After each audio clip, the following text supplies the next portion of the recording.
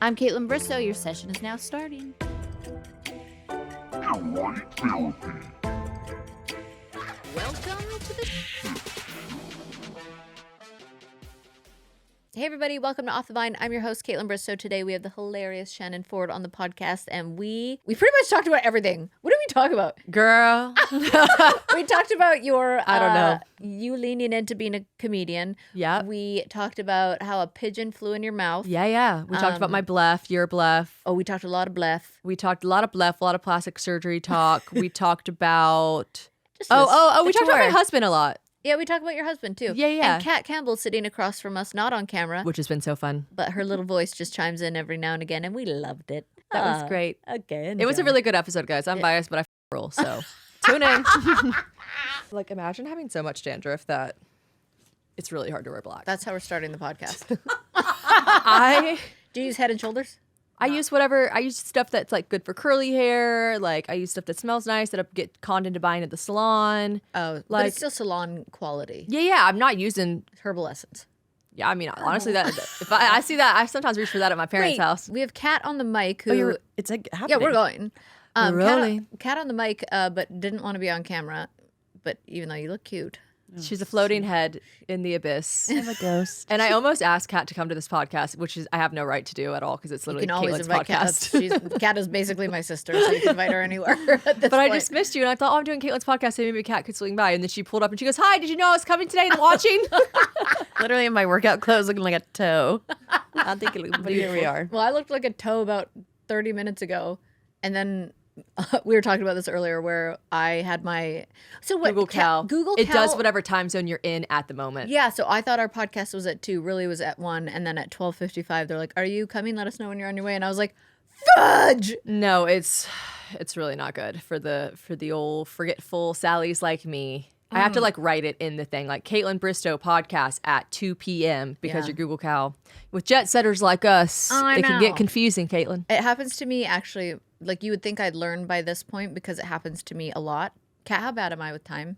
Not good. Yeah, I'm not good. But that's what I'm here for. Yeah, Kat's like, so like if you're Regiment. on time, you're late. I kind of did grow up like that too. Really? Yeah, it was like a weird pageant thing. If you're on time, you're late. Wait, if you're early, you're on time. If you're on time, you're late. If you're late, you're left. That is a pageant thing. That's also an athlete thing. I feel like I remember hockey players saying that. Really? Back when I would Yeah. like go on first dates, so I would be like, "Oh my god, stop getting there 5 minutes early. You look like a freak." Like It's giving desperate. Like it was so weird. Like I sometimes I have to tell myself like certain situations and certain instances like you should not be like right on time. I am never on time for anything. And like I bet at influencer events, which I don't go to that many anymore, but I bet the PR people and the girls that are in charge of it, I bet they f***ing love me because I'm like, if the event starts at 7 to 9, I'm there at 7. 6:55. I'm like 8. Yeah, and then I'm like, God, I'm such a loser. I'm the only one here, and I'm just only talking to, which actually I prefer talking to people that work there anyways. But like sometimes I'm like, oh my God, I'm a loser. Wait, but why are just you love- not going to influencer events anymore? No, I just, you know what? I moved to Franklin, and I'm like, Nashville. Who are they kidding? I'm not going all the way over there. like local. like influencer yeah, events. like I don't know. I'll just be like, oh, CBA. It's very British. James says this all the time. Oh, can't be asked, and I'm Can't just be like, asked. can't be asked. I'm like, oh, CBA, can't go, can't be asked. Wait, have you ever done a tart trip? Are you kidding me? No, I'm not that famous. I Oh. wish I could do something really scandalous and maybe I they'd invite feel like me. you're in that category though of who they invite. That's so nice. No, I feel like you have to be extraordinarily like up in the Really? like realm of famous people.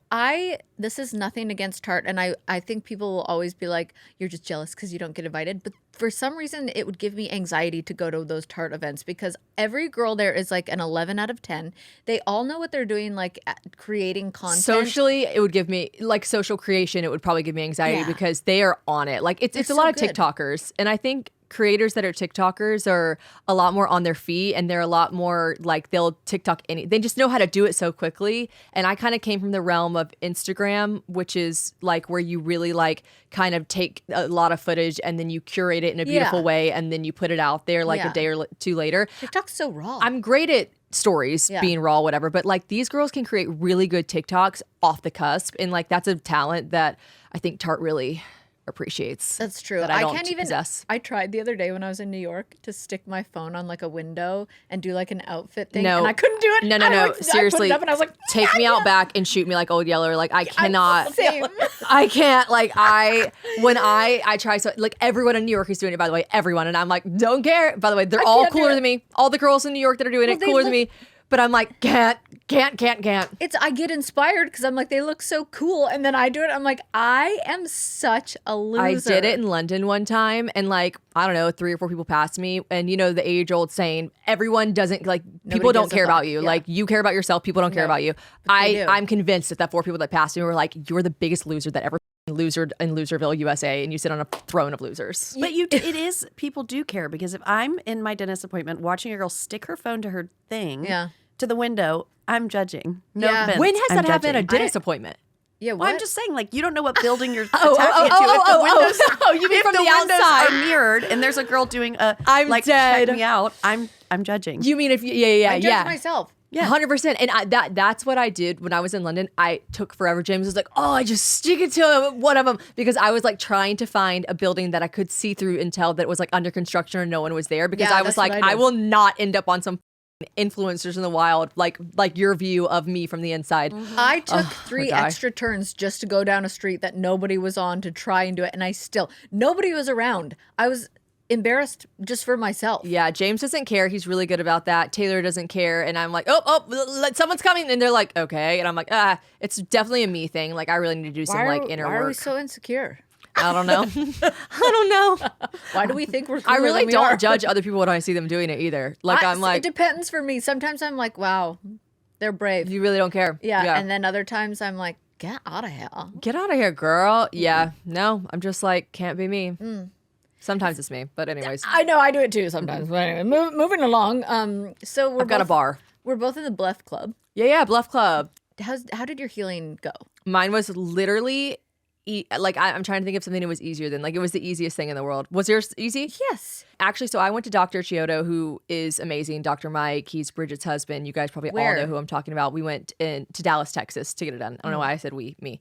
I'm the only one that got the surgery. But James did go with me for more. It's so funny. I was like, James has to come with me. And Mike was like, yeah, if you want him there for moral support or like, whatever is fine. But like, as far as healing and just like overall, like you're not going to need him there. And I was like, no, I'm having surgery. I'm going under the knife. He better be there. You guys, like, literally, I was like, bye. And my sister lives in Dallas. So like he stayed for 2 or 3 days and then he went back home because I had to be there for a week. Yeah. That was the only thing because Dr. Mike was very adamant, of course, about him being the one that took my stitches out and then checking after a week. So you did. Okay. So I stayed in Dallas for a week, which was fine because I was hung out with my sister and it was so much fun. But yeah, no, I didn't need anyone there to like, other than just drive me home after the I hospital. tried so hard to milk it into something that it wasn't. Correct. It's so, Dr. Mike said it's a gateway drug for surgery because everyone thinks that like, oh my God, that was so easy. Everything must be easy. Oh, I know. I'm getting a new set of tits in like 2 weeks. No, I'm dead. No, it's like like people that get under Bleph. That's another thing. That's a really much severe surgery. Oh, it is. It's like it's way more intense. Well, I've said this before on the pod, but I'm so scared to influence people to all go get it done because I'm like, I barely had any taken off. Mine was very easy. Yeah, yours but- was minimal. Mine was like a ball sack on my eyes. Did you? No, what, like for real? Like have you seen the befores? Like Yeah. people still comment like your Bleph goes crazy, girl. Like No, I see people take your photos and everything for examples, like because when you get something done or you look up something Yeah. or you're talking about it, then all of a sudden everything on your Instagram is that. Of course. So people were like, "Oh, Shannon Ford and Kayla Bristowe talk about getting their Bleph," and then I think I saw saw that all video. all of yours, and I was like, "Damn, yours before and after is so good." It was crazy. It's genetic having hooded Yes. eyes, and I've always had them. And mine are just simply more. I don't know if the word you would call is full, saggier. Like mine were Ball just sackier. more. But it's all specific. Like he took more off one eye than the other. I'm sure Same. you had that. Yeah. It's they're sisters, not twins. Yeah. And mine were just crazy. Like I would wear fake eyelashes, and you like wouldn't be able to see that I had fake eyelashes on. Like a winged line. Like forget about it. Like I didn't have to do yes. anything to my lids. Like honestly, my makeup has like gotten a little harder because I have to do more because you can actually see my eyelid now.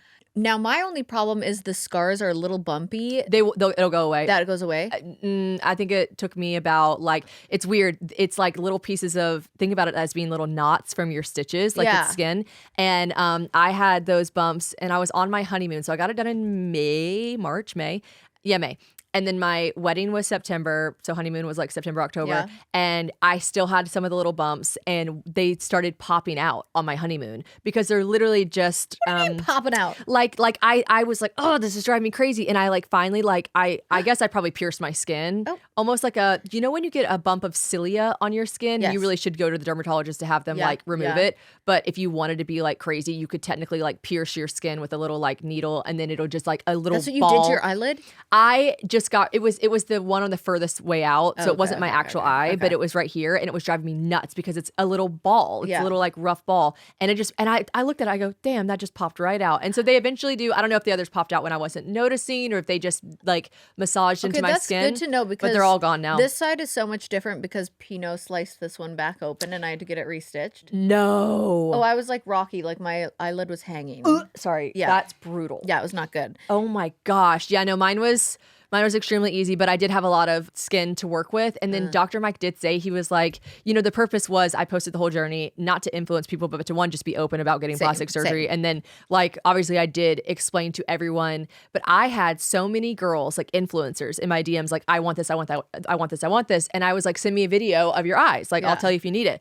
The amount of girls that were sending me videos, and I was like, You babe, don't need it. you don't have hooded eyes. Yeah. You don't have hooded eyelids. You have no hooded eyelids. Like, and they're like, no, I swear. And then Mike was like, it's so crazy because your surgery before and after is so good. And I'm so guilty of this, right? Like I'm trying to think of like an example. Like, I don't know, like a girl with like a super long torso and like an incredible like tan, amazing body and big bum post an outfit. And I'm like, I literally have to own that outfit. And then it comes out and I'm like, that doesn't look like that on me. It's like you're influenced, but then it doesn't, you have to remind yourself like you didn't have that part. Yeah. You aren't that. So I do that all he the was time. like, you influence so many people. He was like, the amount of consultations that I have done where I've had to turn people away and be like, we cannot perform this surgery on you. You do not have hooded eyes. And they all show your picture and are like, she looks so much better. I want that. And he's like, she had so much hooded eye skin. And so she looks so much better because she had that. Like, you don't have that. So like, we cannot do the before and after on you. Like, it will not look like that. So I did feel bad that I was like influencing people. But I mean, honestly, like a slay is a slay. Like everyone thought I looked great. So A slay is a slay. it's crazy like how it changes. Changes but doesn't change. Because my mom was like, I can't really tell. But I can, but I can't. I love how subtle it is. I love that it's 15 minutes to do it, but also I'm like, that totally is a gateway because now I'm like, ooh. What else can you do? Yeah, I know. He told me he was like, it's a slippery slope. I can't think of anything right now that I want to do to myself, but it's good to know that the options are always there. I can name 30, but I'm not going to because I realize how delusional I am. Yeah, no, you're delusional. Like Don't I do have that. full dysmorphia to the max and I know it, so I'm able to be like, bitch. Yeah, I mean, I think everyone has like bouts of that for sure. But mine's like a full send. A full send. The day and age we live in, it's like sometimes I'm like, I should do that. And then I'm like, you gotta log off, bitch. I said one time out loud to somebody, I think I want to get a nose job.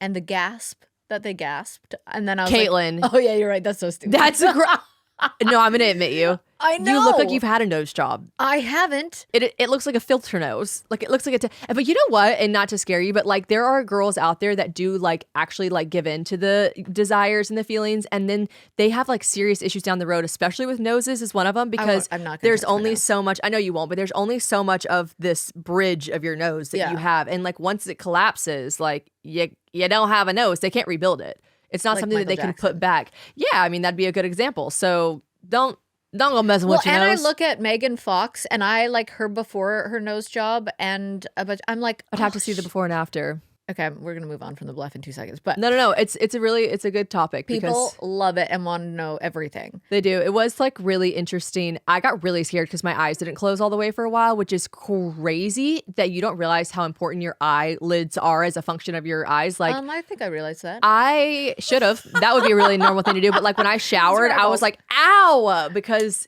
water is like touching your eyes. You can shut your eyes. I couldn't. They were slit open like this. Like Ooh, they were freaky. like little slits. Yeah, it was also so weird. And of course, like the mean people on the internet was like, you got a botch surgery. And I was like, and I knew I didn't. Of course I didn't. Like Dr. Mike is so incredible. And he even specializes in doing like younger people. Like a lot of people that got Blephs for a while before we kind of came on the scene were just older people. It was really hard for me to find before and afters for a Bleph that was on a younger person. Yeah, I couldn't. And I was like, I don't want that. That's crazy. And so anyways, I knew it was incredible work. But like, of course, just the internet gets to you. And I was like, Did I get a botched surgery? And then he's like, literally, Shannon, your eyelid will close. Like, give it time. And then I think like 2 weeks later, I was like, oh my God, my eyelids closed perfectly. And then when people are like, they've probably said like, I don't notice a difference. I'm like, good. That's the point. Yeah, like, yeah. If you were like, yes. it all of a sudden had like 2 inches of lid. People didn't notice the difference until I truly put a side by side showing like the legit difference. And then they're like, oh. And then I'm like, so for instance, in this photo, I have a literal strip of false eyelashes on.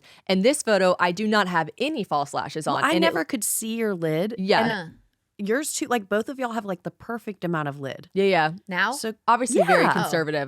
That was like the main thing. I think any surgery you get is on. Did you hear what my doctor's name was? What? No, yes, you did. What was it? Something like Dr. Slice. Dr. Klippenstein. Dr. Slice and Dice. Dr. Klippenstein. No, that's actually crazy. Do you know that one of my favorite authors for like horror, murder, mystery books, which is like my favorite thing, and then I'm like, why can't I sleep alone at night? Is Karen Slaughter. And the first thing I did was Google like stage name ? No, that's literally her last name, Slaughter. She was born to do it. Born to write horror novels, and Dr. Klippenstein. Born to clip the eyelids. Born to fix our faces. I was obsessed. I was like, no shit, her name is Klippenstein. I mean, imagine how often she has to hear that. It's like, I know. I almost wanted to say something to her like, that's your I job. didn't even notice that until someone was like, oh, and I was like, what do you mean? I was like, Klippenstein. Okay. Klippenstein. Yeah. That's funny. I think that's really funny. Anyways, Bleph gang goes hard. Bleph gang goes so hard, and don't get it unless you really need it. Yeah, don't get it unless you really need it. Don't Unless you let really us want it. influence Or if you really want it. My sister was like, my sister has hooded eyes, and she's like, by the way, Lauren already told me I cannot get a Bleph. She loves my hooded eyes, and I'm not getting one. I was like, okay, I didn't tell you to get one. And she was like, no, I'm just saying, like, I am not getting one. I was like, okay, I know. Don't get it then. Okay, real talk, meal planning, cooking. Such a time suck. Sometimes I feel like all I do is think about what I'm going to make for dinner, and that's why I have been obsessed with Cook Unity lately. It is total game changer for my routine. Basically, they deliver these super fresh chef-made meals right to your door. And I'm not talking about like boring, bland health food. These are legit restaurant quality meals made with local, seasonal ingredients. You just heat them up in 5 minutes, boom, dinner's done. The other night I had this, it was like a lemony salmon with roasted veggies, and I was like, okay, how is this not from like a fancy restaurant? And it's even better because when you order in from a fancy restaurant, it's cold by the time it gets to you. It's so good. Variety keeps things exciting, plus no cleanup. Hallelujah. Who likes dishes? Nobody. Honestly, having Cook Unity has freed up so much of my time. I just don't have to stress about meal planning. And I've been using the extra time to catch up on my shows. Or even squeeze in a little self-care. So reset your routine with convenient, mouthwatering meals crafted with local ingredients by award-winning chefs. Go to cookunity.com/Vine or enter code VINE before checkout with 50% off your first week. That's 50% off your first week by using code VINE or going to cookunity.com/Vine. Okay, I know protein is important. I hear it everywhere, but no matter how much I try, I always seem to fall short by the end of the day. And let's be honest, I'm not always in the mood for another protein shake or searching for snacks with enough protein. And I discovered Kion Aminos. It's a total game changer. Kion Aminos, it's a light, easy to drink mix that gives your body all the essential amino acids it needs from protein without the hassle. And so these are the building blocks that help with muscle, energy, and even your hair, skin, and nails. Say less. And gram for gram, it actually works better than protein because it's more concentrated, easier to digest, and it goes straight to work supporting lean muscle. So each scoop has 5 grams of EAAs. That's the equivalent of 15 grams of whey protein, but without the heavy bloated feeling. Yes. Plus it's made with clean ingredients backed by tons of science and mixes so easily into water. Not that chalky texture either, so no weird aftertaste, just a simple way to actually hit my protein goals. So if you're like me, you're struggling to get enough protein or want to support lean muscle, you need to try Kion Aminos. And right now you can save 20%. Just go to getkion.com/OTV. No code needed. And they even have a 60-day money back guarantee. So no risk. That's getkion, KION.com/OTV to save 20%. Kat got you this really beautiful wedding gift. Oh my God, that was the nicest thing ever, Kat. It was the most beautiful hand-painted, like gorgeous on canvas that I'm going to frame really beautifully. I love it so much. It's just so such stunning. a good memory of like a moment that was so beautiful. And I agree. And it's one of my favorite pictures. I'm like, you were like, it looks just like I'm like, I know, Kat. That's one of my top 3 of my like favorite photos. That's one of my top 3 of the wedding photos. Love that. The way Your the veil is photos moving. were no so joke. amazing. Rachel just did so good. Bushwhacked was my photographer. And Check her out. she's from Nashville. She's in Nashville, right? I didn't know that. Whenever I really just she's like amazing. found her. Actually, Anna Grace told me like, I think this is so your style. I think you would love her. And I was like, oh my God, I've seen this girl before. I've seen her work. She's incredible. And then I obviously like looked more at her work, and she just seemed like so cool. She herself and her wife are so cool that I was just like, they live in New York, they live in LA, they live somewhere like super cool, they live in Barcelona, like I don't know. And then I was like, whatever, I'm hiring her. And having a wedding in Italy, honestly, a lot of my vendors weren't. I had to fly people out anyway, so I was just kind of like, whatever it is, what it is, I have to buy flights anyways.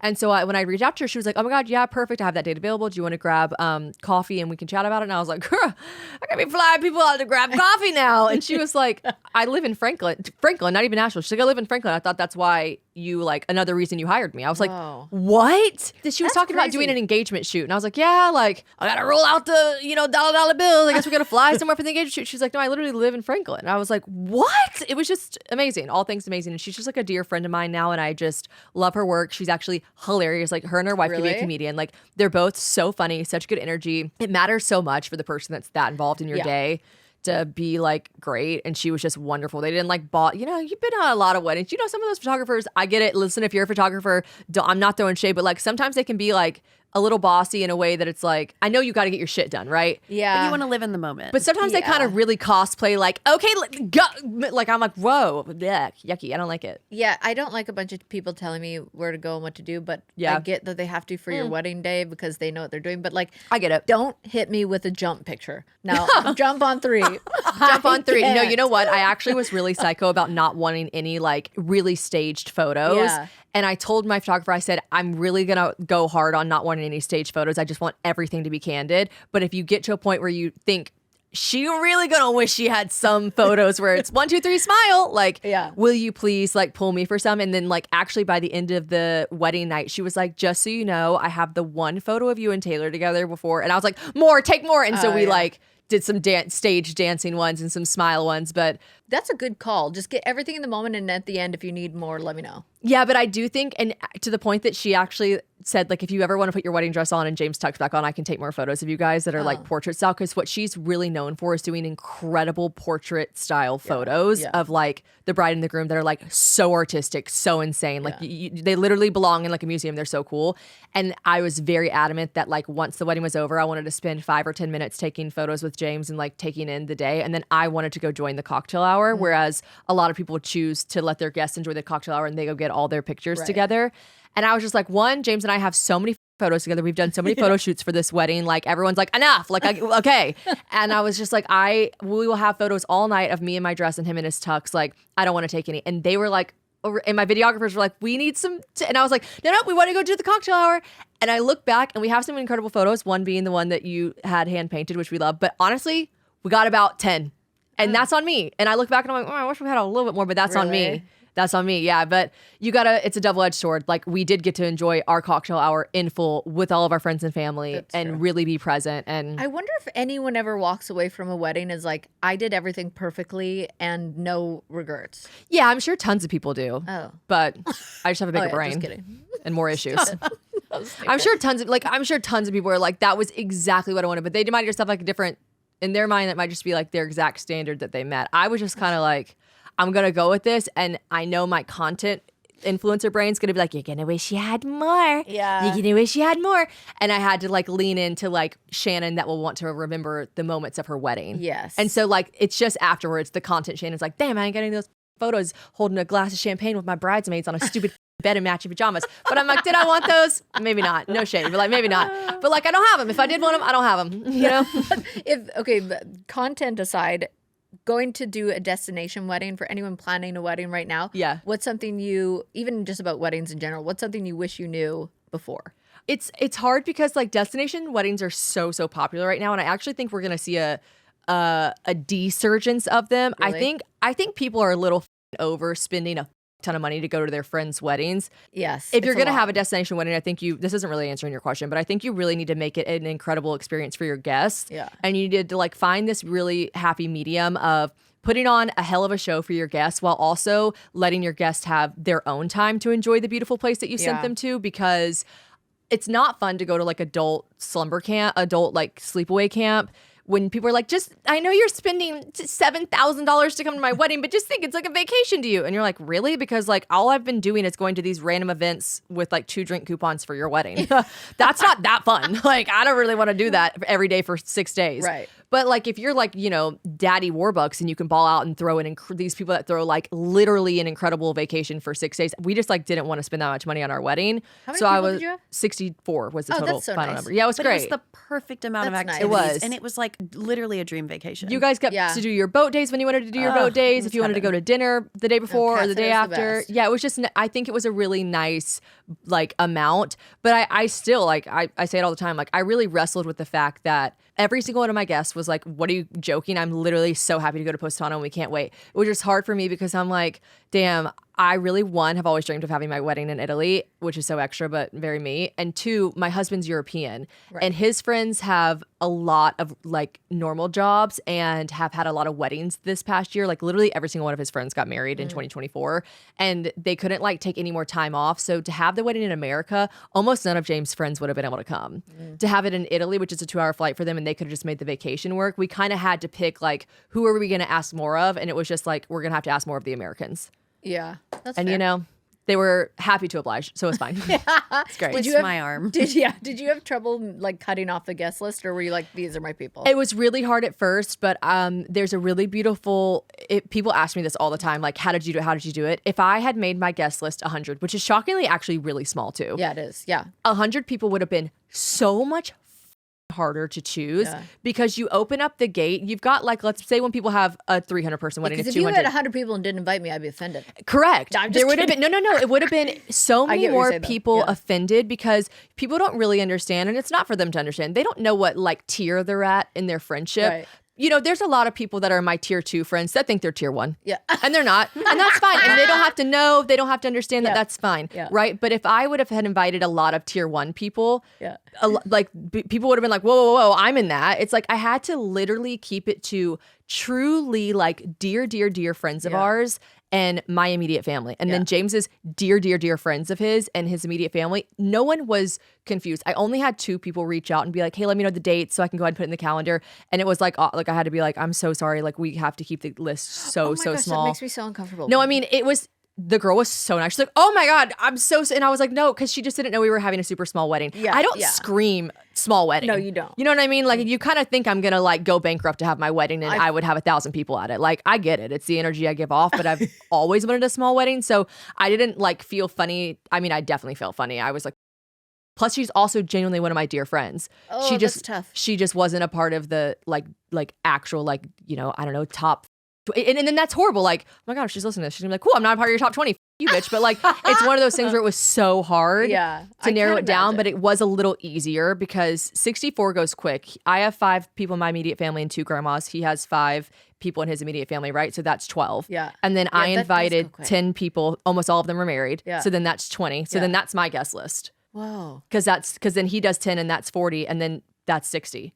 Jeez. That's it. That does go quick. That's how fast it goes. I think I would like a small one like that. So it was just it was brutal, but also like people understood it more because it wasn't. You didn't have to be like, weird. Why is she invited? Yeah, And yeah, none of it was confusing. You were like, yeah, those are her literal best friends. Okay. Yeah, that's a good point. Does anything that your husband do give you the ick? Yeah. Oh my God. Sorry. Yes. Oh, I didn't mean to answer that so quick. If I asked him, he would be really sweet and be like, yeah, you sweet. And then he'd have a list. Yeah. Like I never wanted to date someone like that was also in content creation. Like everyone has this dream of a man who doesn't have an Instagram account and is like, how do you work this thing? Yeah. Like everyone has that dream and there's something beautiful and attractive and like sexy and rugged about it. Right. Totally. So like when I met him and fell in like immediate lust and almost damn near love at first sight with him, I didn't see his Instagram, right? Because I was a Tatiana and I just had sex with him the first night I met him. Yeah. And then when I was like the next day, like, oh my God, that was literally the best sex of my life and he's so hot and blah, blah, blah. Let me look him up. I was like, oh my God, he's doing TikTok dances. No, what the no. what the like, yeah, like it's, and then like I actually really had struggled with it at first. I get it. Because I was trying to create this like image of this like perfect guy. And it was one of my friends who said like, I love you so much, but like literally imagine dating you. And I was like, no, that is such a good point. Like imagine a guy is like preconceived, kind of up, but kind of how we were fucked up to dream this dream guy.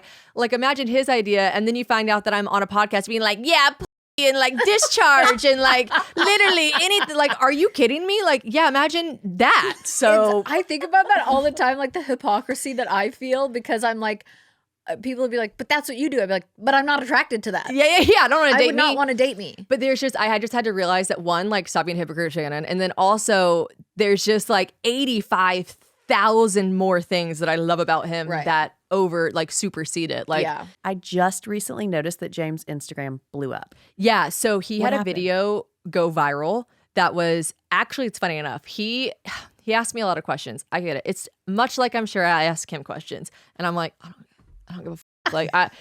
And then I'm sure I ask him, like, do you like my nail color? And he's like, I don't give a f-. But he's nice, and he's like, I love that. Guys, that blue is such a good dark blue. But like, he had asked me a question like, what do you think about, and actually I sometimes, it's 50-50. I film some of his content if he needs it to be like more dynamic and like moving. And I'm actually really good at, like, when he does his scripts and stuff, I'll be like, you should also say this. And he'll be like, ooh, I like that. Or I'll be like, you come over here. So sometimes I like being a good little creative director, and sometimes CBA, I can't be f***ing ass. I'm like, use a tripod, bitch. Like, I do not want to do this. Anyways, it was one of these times that I just was like not in the mood, and he was asking me about content. He's like, should I repost this video that went viral back in January or whatever date it was? And I was like, yeah, sure. Literally was like not listening. And he was like, is that weird though? And I was like, what, how many, like, it had gotten like, I don't know, it had gotten some, like, a lot of traction. Like, maybe by going viral, he meant like a few 100,000 views. And I was like, yeah, sure, repost it. And then I really did listen, because I'm a nice wife. And I was like, okay, if you repost it, just maybe make the caption say something like, this video went viral. So I wanted to reshare, blah, blah, blah. So he literally reshared a video that had already popped off, reshared it.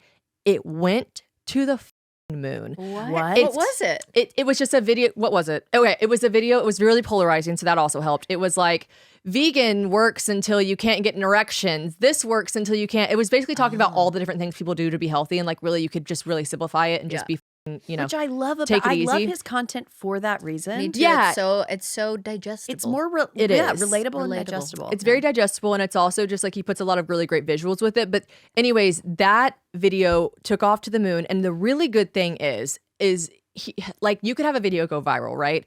On Instagram, on TikTok, whatever. But if it's a video that just happened to go viral of like me and James doing something funny, but I'm not, this is a good example for James. James's page isn't a couple account, right? It's not like an account you would follow to watch funny couple content. And so if you had a video that went viral like that, and then you got a huge influx of followers, and then they started following you, and they're like, I don't give a f- about calorie intake and macros, you lose all those followers. That makes sense. This video popped off that was so specifically about exactly what he stands for, what he talks about all the time, everything.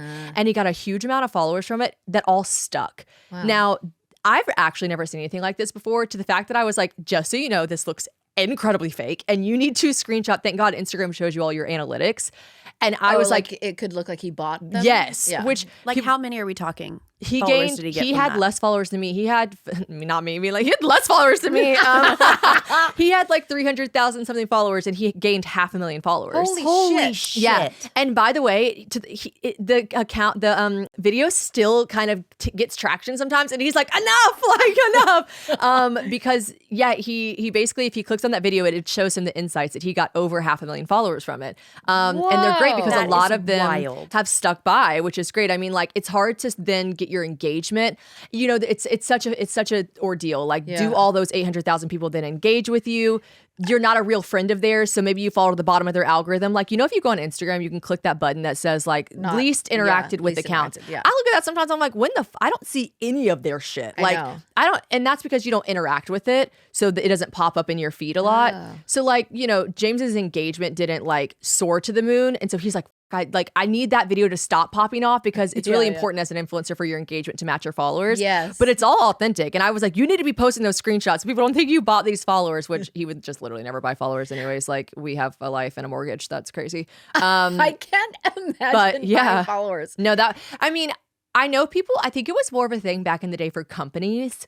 I mean, I'm sure influencers did it, but I think companies did it a lot to seem more legit, so that their company, you would be like, oh my God, they have well, I guess you couldn't buy a blue check back then, but I know now people might buy a blue check and then also buy some followers to make themselves look legit as a company. That makes me kind of sad, though. But I understand. I think it's just always obvious when you have like 40 likes and 50,000 followers. It's like, that just doesn't add up. It doesn't track. It just doesn't track. So, but yeah, that was crazy. When he blew up like that, it was just like, and I just so remember being like, sure, yeah, repost it if you want. Like, that's how like, oh. I'm like, why is he asking me if he likes my nail color? Like, I literally don't give a and then it like really changed a lot of things for him. Like he has so many more opportunities now, and it's just like really incredible for him. That's amazing. He's really good. He's really good at Instagram. Yeah. He really does a good job. I mean, you guys have met him too, so like that's how he is in real life. Yeah, that's why it was always weird for me when he geared a lot back in the day. Like, you know, he's grown. Haven't we all? Right? Yeah. But like when he did a lot of the TikTok dances, my friends would meet him and be like, "That is not what I expected." And I'm like, "What do you mean?" They're like, "He's just very like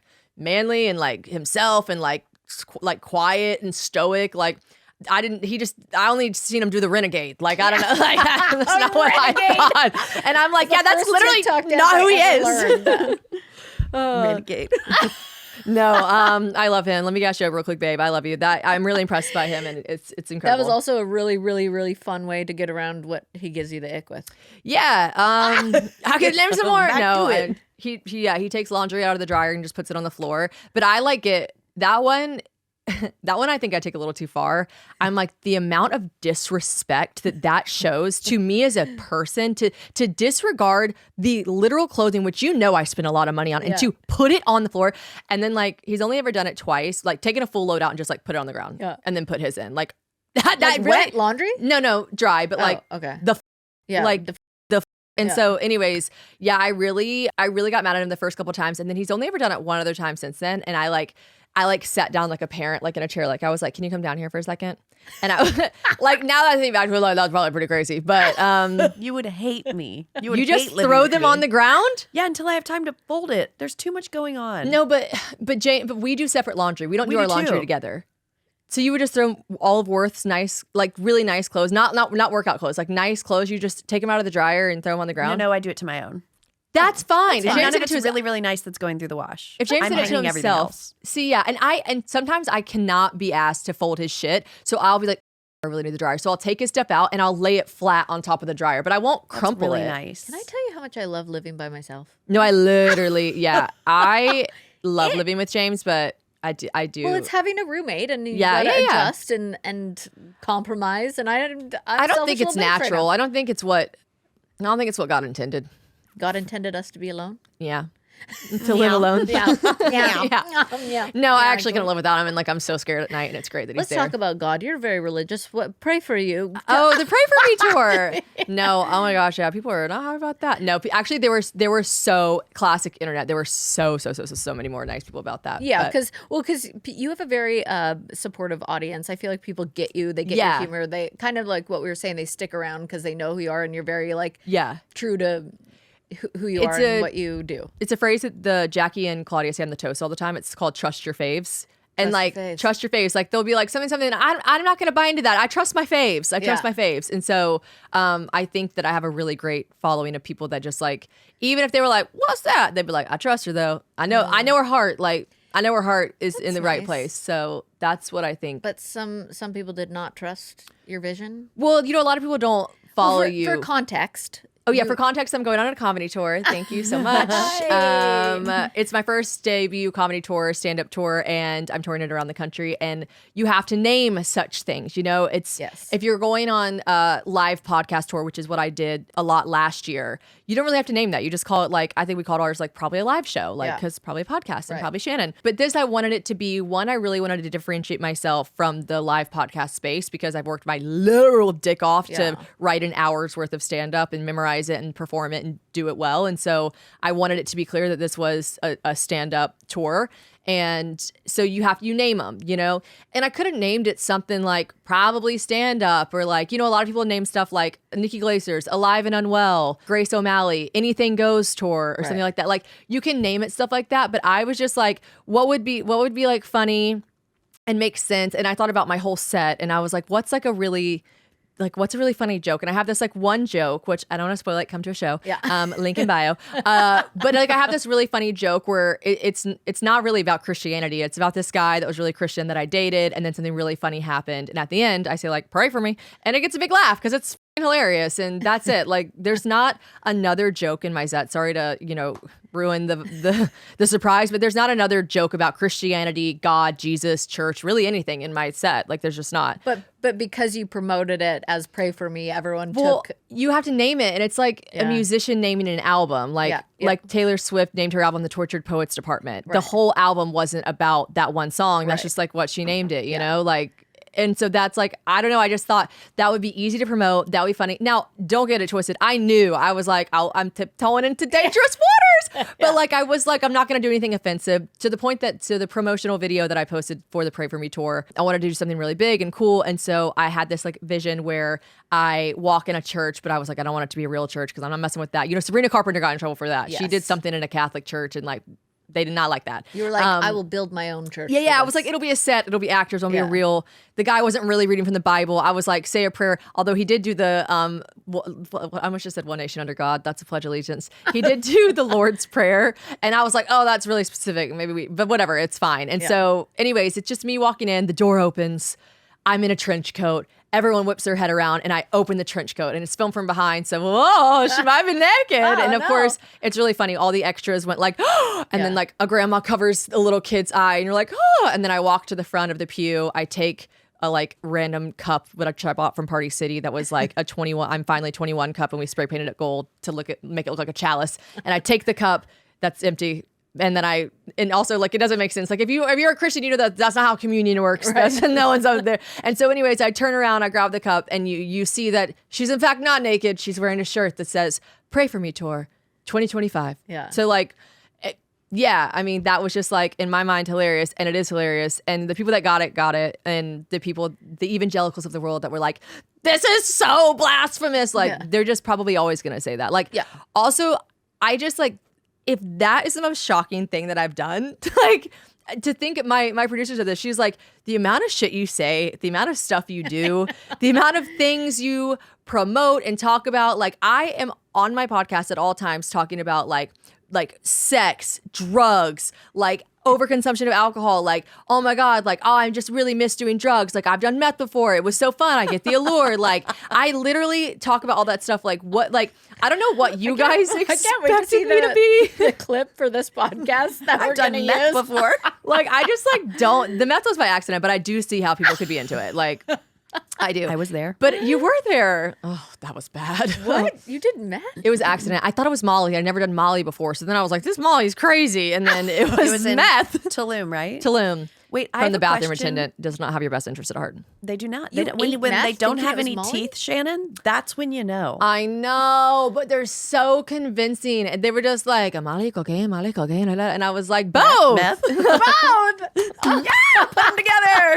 I didn't know. And then when I explained to people, like, they're like, what did it look like? I told them. They were like, that is not what Molly looks like. Yeah, and that's I was what like, I'm confused about. I'm like, what did it look like? Because like gray crystals. And you chew them? Meth.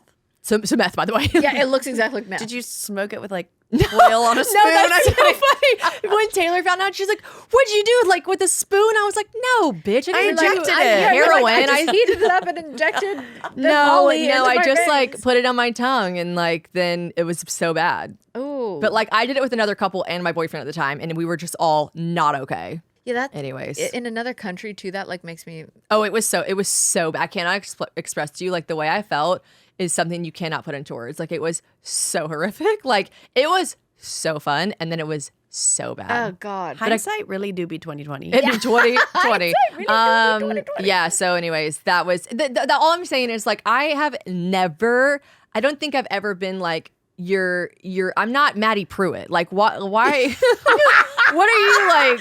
I don't know what you guys are expecting from me, but like, I just felt like it was very par for the course, and I wasn't like, people that were shocked, I was like, oh, might I interest you in the rest of my content from the rest of my life? Welcome to my. Anyways. But I do have a question about the tour. Yeah.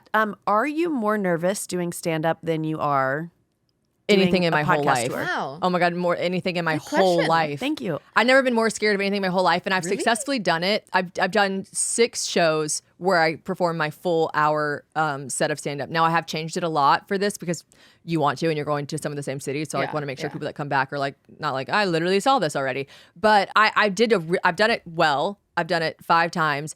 And every single time I'm about to walk on stage, I'm like, what the am I thinking? Like, I can't do this. You can't do this. Like, this is so stressful. I'm going to forget everything because it's memorization. You know what I mean? It's like a monologue. It's an hour monologue with like breaks. And now that I have it memorized, I can do more crowd work. Like, I was going to say, I feel like you'd be so good at crowd work. I love crowd work. I think I'm good at it. Yeah. It rolls off my tongue, but you cannot do crowd work if you're not comfortable with your material. Because then you can't get back on your track. You can't get back on track. You're so scared to lose your spot. And the first like 2 or 3 shows, I was like a teleprompter. I still had good energy and like it was still funny, but like to look at those shows compared to like the last 3 or 4 I've done, like my producer and tour manager Courtney will come up and be like, oh my God, like, cause like I can riff, I can make jokes, I can be like talking to people in the audience, and then I can go right back to where I was. That's amazing. That's that really a skill. Is really hard to do. But no, it's so frightening, it's so scary. I'm actually doing a set at Zany's, their like lab, which is where people like test out new content,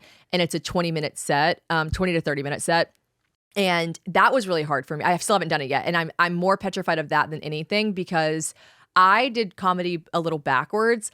I wrote an hour-long set and then started performing it. A lot of comedians would kind of, and I cheated a little bit, right? Because I already have this audience. Yeah. I already had this audience that honestly half the people that bought tickets, even when I was saying like, I'm doing stand-up now, half of them didn't really know and bought tickets thinking it was a live podcast show, and then would be like, oh my God, I didn't realize you were doing stand-up, because it wasn't really heavily promoted that way. Yeah.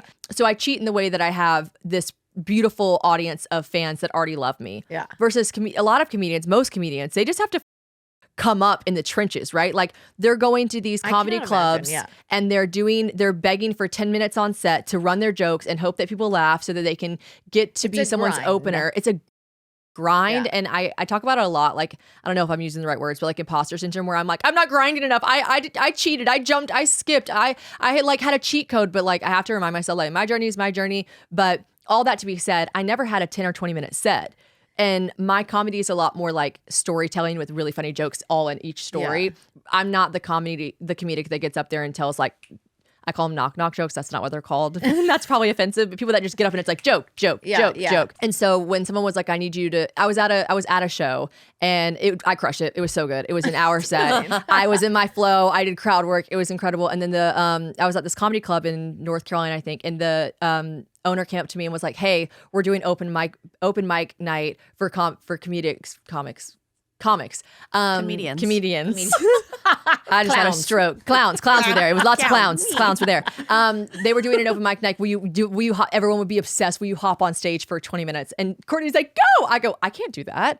And it was actually really embarrassing because she was like, oh, and I was like, oh, I'm so sorry. I don't have a 20-minute set. And she was like, babe, I just saw you perform an hour. And I was like, I don't have 20 minutes. I don't know. It's not routed. It's not, I couldn't do 20 minutes. I could do the first 20 minutes of my set, which wouldn't be that great because I love the other 40 minutes. I can't do 20 minutes. And she was like, oh, okay. And then we got home and Courtney's like, right, so we need to write your 20-minute set because you need to be able to do things like that. And like, you're not really a real comedian, like if you can't hop on stage and do some jokes. So I have that coming up on February 5th and I'm really nervous for that because there are a lot more quick jokes. Mm-hmm.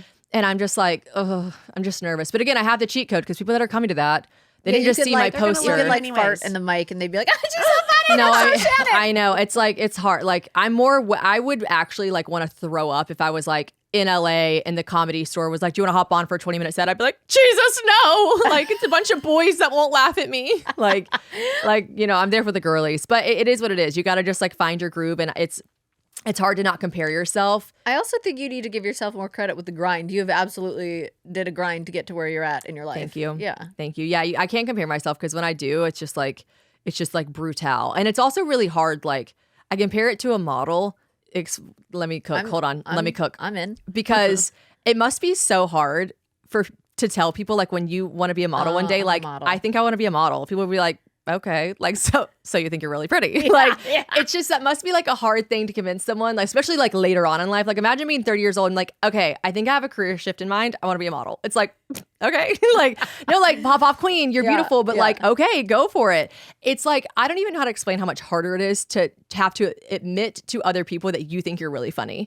Like I like want to die. Like yeah, I'm a comedian. I'm like in the back of my head, it's like no, you're not. Like I'm also only funny sometimes. Like to be a comedian, I feel like you have have to just like always be thinking of material, coming up with it, memorizing it, performing it, where I'm like, man, that one joke I said a couple months ago was crushed. pretty funny. But I also stole it from somebody else. No, that's another thing. You like can't, I don't watch, like my producer Courtney, she's obsessed with comedy. She consumes a lot of comedy. I, of course, love comedians and watch it, but it's that like that fine line you have to dance because you never want your subconscious to come in and be like, you want it to all be original thoughts. Like if I tell a joke in my set and someone's like, so-and-so did that, I'd be like, not my problem. These came out of my brain. These came out of my brain. We actually record my writing session. So you like know, like, I don't know. I'm just so nervous. I want to be like, you stole that. I've never had that happen. So, but like, well, I feel like it's a slippery slope. I talk about this all the time with like internet comedy, like everybody's stealing everybody's without realizing it, sometimes on purpose, but sometimes not. Yeah. And I just think that's okay if it's like not on purpose. You have to be really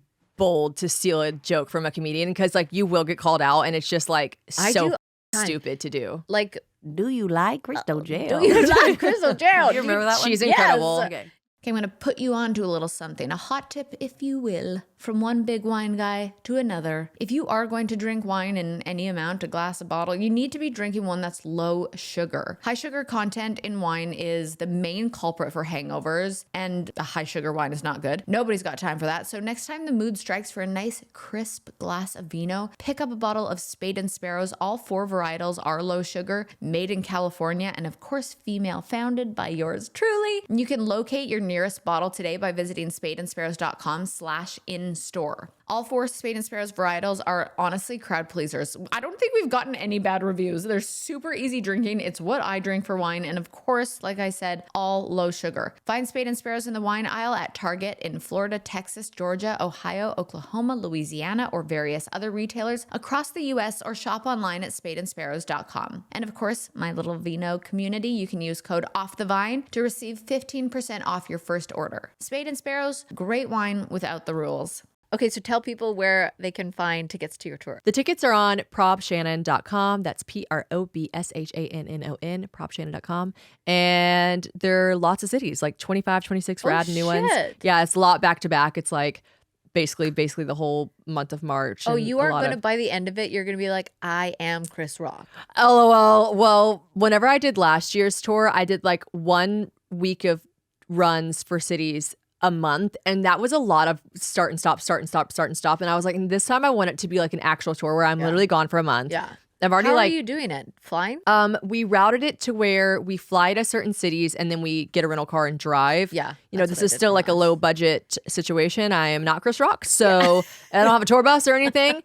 I did look into like getting a camper, but like it just didn't make sense unless I had like a driver, and then like it all just became too much. I was like, this is just crazy. Like me and Courtney can just fly to the cities and then get a rental car and drive. I literally put a credit card down for a tour bus one time and then COVID hit. Yeah, it's crazy. They're so expensive. They're so I was like, okay, here we go. Put money in to make money. Let's go. Yeah. And it's logistically like kind of a nightmare because you have to have a driver. Whenever I tell people, like, because this is a pretty big tour when I show up and we're selling out like decent sized places, I do always get asked, like, where's the rest of your team? I'm like, it's just us two. Yeah. It's just me and Courtney. But like we prefer it that way. And yes, it's more legwork for us. And I don't get to be like a star. Yeah. Like I don't get to be like, that's pop the up grind. when You will be pop one day. up when this show starts and leave when it ends. Like I help load in. Like we like Courtney honestly does way more than I do, but I'm there and I'm available and I'm there till the end and I help her pack up and then we go. But yeah, I just don't need that yet. And I honestly like really do want to make money from the tour. So I'm trying to like do less Instagram ads, do more actual like comedian-esque things. Yeah. So, but like obviously Instagram ads pay the bill. But for that reason, like I can't, be blowing money on a tour bus. I feel that. But how cool would it be? It would be so cool. I can't wait. One day I'm going to have one of those bitches. Lady Gang did a tour once and they had a bus. Yeah, and that's got sick. it like sponsored. And I went on it and slept on the bus the one night. But I was So like, cool. that's so cool. But I've already gotten to experience the tour bus life from Dancing with the Stars. Yeah, so true. I forgot that. So I'm like, okay, at least I've done it. But it is the idea of having a tour bus. Yeah. The tour is like legit. It's cool. No, it's really, really cool. I would love to have that one day, but this is, for now, it's renting Kia Souls or something similar. Amazing. That's what the website says. Well, I am proud of you. Cat is too. I'm so proud of you. Thanks, guys. It's really cool. I feel like you're like on the right path. Like you're doing what you're supposed to be doing. I want to actually die every time before I go on stage. And I actually like, I get really, I don't want to do this. This brings me more stress than happiness. Like, why am I doing this? Like, I really, really get in my head. I'm not kidding. Almost every time before I go out on stage. And then I'm literally so like a sociopath. I get off stage and I almost have tears in my eyes. I'm so filled with joy and like happiness and dopamine. And I'm like, this is literally what I'm supposed to be doing with my life. And then like I repeat the cycle because I'm an ungrateful little twat. And that's what happens. And that's my life. But it's not ungrateful. I do this all the time. Like I wish I was just in the studio every day writing music, but I don't do it because I'm too scared. And I like tell myself I'm not good enough. And I'm like, why would I do that? That's so stupid. But then anytime I've ever done it, I walk out and I'm like, that fills my cup. I love it so much. Yeah. Why do it's like you torture yourself with thinking it's I not get enough. off stage and I'm like, I don't even care if I make 1 penny from this. I want to do this for the rest of my life. Like so crazy. And then like I'm home and I'm like, and by the way, I'm not even making money from this shit. Like, and I have to leave my house. Like, okay, last question is, what is the craziest conspiracy you believe in right now? the craziest conspiracy that I believe in right now. If any. Yeah, I got some. Take your time. What have I recently been like? Yeah, who knows? I have What maybe you'll jog my memory. What's the one that you're like really into right now? that pigeons are the Birds government. aren't real. You're crazy bitch. My little brother had a bumper sticker on his car that said birds aren't real for one time, and I was like, what the f- are you talking about? I He's believe like, in other birds, just not pigeons. oh, it's just pigeon Just specific. pigeons. Have you ever seen a baby pigeon? That's a great No, point. Thank you. but Have you ever one- seen them lay an egg? Have you ever seen them one time pregnant one and give attacked birth? me one time in New York. It Yeah, flew in my mouth. pigeons. Flew into your mouth? Wait, I'll flew never into your mouth? recover. I'll never recover. Wait, where were you? I'm gonna throw up. Anytime, like that happened 2 years ago when I lived briefly in New York. Not really, I was an imposter. Anytime I get sick, still to this day, I'm like, it had to be from that pigeon. Like I could literally, like everyone around me could have, like the stomach bug. If I get the stomach bug, I'm like, and I bet it was that pigeon that was flew in my that mouth. pigeon. It flew in your mouth? We were walking through New York, me and Anna Grace. I've actually told the story in my podcast. We were walking through New York, and it was Anna Grace was trying to show me this famous guy. It was Barney from Barney and Friends. Nope. Oh, How I Met Your Mother. And she was like, how did you not know that was like a him? big purple Barney dinosaur and Friends. It was a Yeah, giant that guy. purple dinosaur at Balthazar. And I was like, oh my God. And she was showing me her phone. And by the way, like I literally could not have looked more fabulous, but fabulous in the way that everyone's kind of looking at you like, why are you dressed like that, bitch? Like, because it was a Tuesday or something, but you're in New York. So like, who cares? Anything goes. And I like really was dressed like up. And kind of again back to like I look at me, no one look at me, like kind of vibes. Like I had that like tiny thing where I was like, See, the everyone's- government had a camera in a pigeon's mouth, and they said that bitch needs to be taken down a notch. I was looking at her phone, I was talking, and it hit me so full on in the face that I went like, of course, and then it's like wing. Went in my mouth, and then I was like, would die. And then because that happened, of course, I just went, and I was just like. And I was just spinning over and over and over, and then like everyone was just looking at me, and I was in like thigh-high boots and like a neon dress or some With stupid a pigeon shit in your mouth. and everyone behind me. Thank God the people that saw it were kind of like, damn, like that pigeon just went in her mouth. Like people were not like, what happened? Like the people that saw it were like, That happened. Yuck. Yuck. Go Yuck. get yourself a So, rabies shot. I can't really get like, seriously. Yeah. no, I actually like. It was really bad, and we didn't like have any like water on us or anything. So I just like kept spitting. I just kept spitting. I kept trying to like gather saliva to spit more. It was like, so bad. That is so. I was sleeve. sick. I was like licking my sleeve. Like I was disgusted. Ew. Yeah, and Anna Grace was like, "What the?" And I was Did like, she have like a look up meaning the for spiritual it? Yeah, meaning. I was just gonna say, did she have a No, I don't pigeon? Pigeon in mouth. It would just be when I a think pigeon that- flies into your mouth. yeah, that might have just been on being in New York. I don't know. God, It was brutal. I can't walk in New York on certain sides of the street. If I like, my head's on a swivel for pigeons. Yeah, bitches were getting punched in the face. People were getting pigeon mouthed. Like Pigeon mouth. it was bad. That's so sick. It was really sick. Yeah, I'm out. It was sick. A dream of a pigeon flying in your mouth is generally interpreted as a symbol of receiving important information or a Yeah. message that is coming directly to you. Yes. I don't know what happened that week, but I bet it wasn't that important. It could have been an email. It could have been a email. Like I did not need that at all. Ew. That'll actually, just hearing that story will give me nightmares. Yeah, it was That's. brutal. I gotta wrap it up because I gotta go design my pool. Wow, fun. Oh my God, how cool. My backyard is gonna be an oasis, and we are gonna live Can in I it in come? the summer Yes. every day. Love. Can't wait. My That's my, what I'll come to Nashville for. I want my door to be revolving to all friends for pool, sauna, cold plunge, and dogs. Love. There I'm in. Thanks for having me. I'm excited. I want to come to one of your shows, and everybody go get your tickets. And propshannon.com. it's going to be, I was going to try to think of a funnier word for funny, but it's going to be great. Epic. It's going to be amazing. It's going to be hilarious. Can't wait. Laugh even if you don't want to.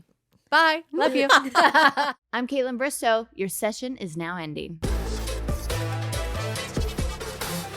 And if I'm being honest, I wouldn't mind a rating and review.